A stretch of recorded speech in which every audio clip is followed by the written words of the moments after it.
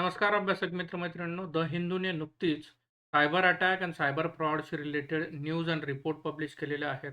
त्यांच्यानुसार इंडियामध्ये 2047 पर्यंत 17 ट्रिलियन केसेस रेकॉर्ड केल्या जातील, असं प्रहार नावाची जी एन-जी-ओ आहे तिने अ, एक प्रकारचं फोरकास्ट केलेलं आहे, जे की वरिष्ठम आहे. याच्या व्यतिरिक्त काही जे रिपोर्ट्स पब्लिश झालेले आहेत द हिंदूमध्ये, त्यात असं म्हटलं गेलेलं आहे, की आर-बी-आयने स्वतः एक आर-टी-आयला रिस्पॉन्स करताना म्हटलं आहे, की 2020 ते 2024 फायनान्शियल इयरमध्ये टोटल 3,207 करोड रुपये लॉस इंडियाला झालेला आहे बिकॉज ऑफ सायबर फ्रॉड. हे एक प्रकारचं बिकट चित्र समोर आलेलं आहे. तुम्ही बघू शकता, ते दुसरं इमेज आहे त्याच्यात number of cases in cyber fraud across the years 2019-20 73,000 पासनं 2022-23 75,800 आणि सगळ्यात महत्त्वाचं म्हणजे 2023-24 ड्रास्टिकली इम्प्रूव्ह झाले 2,92,800 केसेस आणि त्याच प्रपोर्शनमध्ये जो अमाउंट लॉस झालेला आहे, तुम्ही बघू शकता 2022-23 मध्ये जो 421 करोड रुपये लॉस होता, तो 2,054.6 करोड एवढा फायनान्शियल इयर 23-24 मध्ये झालेला आहे. याच्या व्यतिरिक्त रिपोर्ट म्हणतो, की जर स्टेट वाईज डिस्ट्रिब्युशन केलं सायबर फ्रॉडमध्ये 2022-23 मध्ये सगळ्यात जास्त पर्सेंटेज ऑफ फ्रॉड जे झालेले आहेत, ते आहे महाराष्ट्रामध्ये, जे की आपल्यासाठी एक बिकट चित्र आहे. कारण Maharashtra accounts for more than 1/4 म्हणजे 1/4 म्हणजे 25% केसेस भारतातल्या या फक्त महाराष्ट्रात होतात. कारण महाराष्ट्रात मुंबई, जे की आपली राजधानी आहे, एक फायनान्शियल कॅपिटल आहे. त्याच्यामुळं हे 25% केसेस. नंतर तुम्ही बघू शकता तामिळनाडू फॉलोइंग 23% केसेस. त्याच्या व्यतिरिक्त एक रिपोर्ट पब्लिश झालेला आहे. त्यात त्यांनी म्हटलंय, की सेंटर आणि खास करून जी एम-एच-ए आहे, गृह मंत्रालय, मिनिस्ट्री ऑफ होम अफेअर्स यांनी इल्लीगल डिजिटल पेमेंट्स गेटवेच्या विरोधात सिटिझन्स म्हणजे जे नागरिक आहेत त्यांना वॉर्न केलेलं आहे. एम-एच-एची म्हणजे गृह मंत्रालयाची एक कोऑर्डिनेशन सेंटर किंवा एजन्सी आहे, ज्याला कॉमनली आय-4सी म्हणून लक्षात ठेवलं जातं. Indian cyber crime coordination centre ही आय-4सी ही टोटली डेडिकेटेड आहे सायबर क्राईमच्या रिलेटेड ॲक्टिव्हिटीजला ट्रॅक करणं आणि त्याचं कोऑर्डिनेशन आणि रिमूव्हल करणं. ही होम मिनिस्ट्रीच्या अंतर्गत 2018ला एस्टॅब्लिश झालेली सेंटर आहे. यांनी एक अलर्ट जारी केलेला आहे इल्लीगल पेमेंट्सच्या बाबतीत, इल्लीगल पेमेंट गेटवेच्या बाबतीत, जे की ट्रान्सनॅशनली ऑपरेट केले जात आहेत. लक्षात घ्या, भारताच्या बाहेर राहून हे म्यूल अकाउंट्स जे आहेत, ज्याला आपण म्हणू शकतो फेक अकाउंट जे आहेत, ते वापरले जातात बँकेचे आणि एखाद्या पेमेंट गेटवेनी या म्यूल अकाउंटमध्ये हा पैसा ट्रान्सफर केला जातो नागरिकांकडून आणि अशा प्रकारे सायबर फ्रॉडला एक प्रकारे this is how the cyber fraud will be gets occurred आणि हा जो पैसा आहे, हा मनी लॉन्ड्रिंगसाठी वापरला जातो, जे की चिंताजनक बाब आहे, असं सेंटरने सांगितलंय.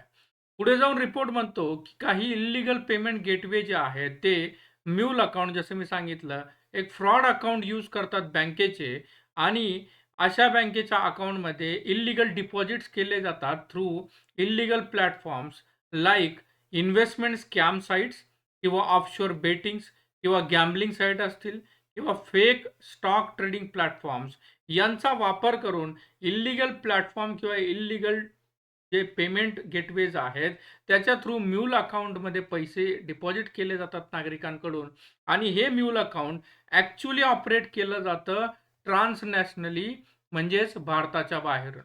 सम of the identified payment gateways जे आहेत, जे ह्या प्रकारच्या फ्रॉडमध्ये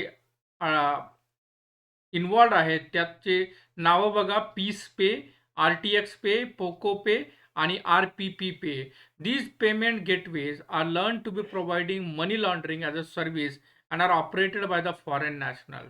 हे जे पेमेंट गेटवेज आहेत, हे मनी लॉन्ड्रिंगमध्ये इन्व्हॉल्व्ड आहेत आणि यांचा जो वापर केला जातोय, तो फॉरेन नॅशनल्सकडनं केला जात आहे. पुढे जाऊन I4C जे आहे, त्याने नागरिकांना आवाहन केलेलं आहे, की जर तुम्ही अशा सायबर क्राईम किंवा सायबर फ्रॉडमध्ये फसलात, तर हेल्पलाईन नंबर 1930 1930 किंवा www.cybercrime.gov.in वर आपला रिपोर्ट किंवा कंप्लेंट जी आहे ती सादर करा. आता इथं प्रश्न काही 2-3 प्रश्न आहेत. पेमेंट गेटवे एक्झॅक्टली काय असतं? याला आपण एका फ्लो चार्टनुसार बघूयात. I4C जे ऑर्गनायझेशन आहे, ती काय आहे तिलाही आपण शॉर्टमध्ये बघूया. पेमेंट गेटवे हा एक इंटरमिजिएट आहे पेमेंट सिस्टमचा. म्हणजे सपोज आपण as a customer online store suppose Amazon किंवा Flipkartवरनं काही ऑर्डर प्लेस करतो. त्या ऑर्डर प्लेस करताना आपण जेव्हा पेमेंट त्यात करतो, तेव्हा online store like Amazon, Flipkart हे पेमेंट गेटवेला कॉन्टॅक्ट करतात. हे पेमेंट गेटवे वेगवेगळ्या प्रकारचे असू शकतात. रेझर पे असेल किंवा रुपे असेल किंवा Amazon पेमेंट असेल. हे पेमेंट गेटवे काय करतं, हे पेमेंट कन्फर्म करतं आणि पेमेंट प्रोसेसर थ्रू हे पेमेंट जे झालेलं आहे, ते बँकेत डिपॉझिट होतं आणि त्या बँकेत हे मर्चंटचं अकाउंट असतं आणि अशा प्रकारे ही कंप्लीट प्रोसेस मर्चंटपर्यंत पेमेंट सेफ आणि सिक्युअर वेने प्रोव्हाईड केलं जातं. पण जे प्रायव्हेट जसं की मी ऑलरेडी तुम्हाला सांगितलं, जे इल्लीगल पेमेंट गेटवे तयार झालेले आहेत, त्याच्यामुळं कुठेतरी हे मर्चंट जे आहेत, जे फॉरेन नॅशनल आहेत, हे मनी लॉन्ड्रिंगमध्ये अशा प्रकारे इन्व्हॉल्व होऊन हे पेमेंट गेटवेजचा इल्लीगल यूज करत आहेत. सम ऑफ द पेमेंट गेटवेज मी तुमच्यासाठी इथं नोट डाउन केले. Paytm, पेएल, पेपल, रेझर पे किंवा Amazon पेमेंट्स किंवा पेयू हे अशा प्रकारे पेमेंट गेटवेज आहेत. NPCI जे आहे, national payments corporation of India 2008ची ही ऑर्गनायझेशन हे या सेफ अँड सिक्युअर पेमेंटसाठी इंडियामध्ये पब्लिक प्रायव्हेट पार्टनरशिपवर काम करते आणि त्यांचं जे पेमेंट गेटवे आहे ते रुपे हे India on payment gateway system आहे, सेफ आणि सिक्युअर आहे. याच्या व्यतिरिक्त जे युनिफाईड पेमेंट्स इंटरफेस जो 2018 मध्ये एस्टॅब्लिश झालेला आहे, त्याचा सुद्धा NPCIनेच इंट्रोड्यूस केलेला आहे. आता लास्टमध्ये जी ऑर्गनायझेशन आहे, जी सायबर क्राईमच्या विरोधात लढत आहे, त्याला सायबर कमांडोज सुद्धा म्हटलं जातं. ही म्हणजे I4C that is Indian cyber crime coordination centre. लक्षात घ्या, ही 2018 मध्ये हे सेंटर एस्टॅब्लिश झालेलं आहे आणि 2018 नंतर ही ऑर्गनायझेशन सायबर क्राईमच्या बाबतीत खूप ॲक्टिव्ह आहे.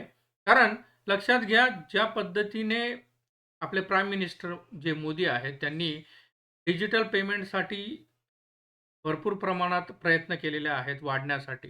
त्याच्या व्यतिरिक्त जो वॉटरशेड मूव्हमेंट होता तो म्हणजे कोविड-19 आणि त्याच्यानंतर जे ऑनलाईन ट्रान्झॅक्शन किंवा डिजिटल ट्रान्झॅक्शन आहे त्याच्यात जी वाढ झालेली आहे, त्याच्यामुळं इंडियामध्ये एक प्रकारचा बूम आलेला आहे आणि याला कुठेतरी कंट्रोल करण्यासाठी ही एक महत्त्वाची organisation I4C Indian cyber crime coordination centre काम करते under ministry of home affairs आणि याचं काम काय आहे बघा, tackling issues related with the cyber crimes for citizens including improving coordination between different law enforcement agencies and stakeholder. जे different law enforcement agencies आहेत लाईक नार्कोटिक ब्युरो असेल किंवा ईडी असेल किंवा CBI असेल, यांच्याशी कोऑर्डिनेशनचं काम हे Indian cyber crime coordination centre करतं, जे की 2018 मध्ये नवी दिल्ली येथे एस्टॅब्लिश झालेलं आहे.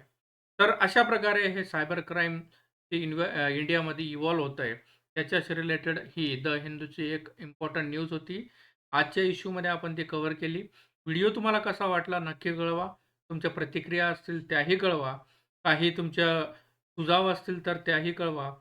पुन्हा भेटूयात नवीन व्हिडिओसह उद्या. तोपर्यंत काळजी घ्या. धन्यवाद.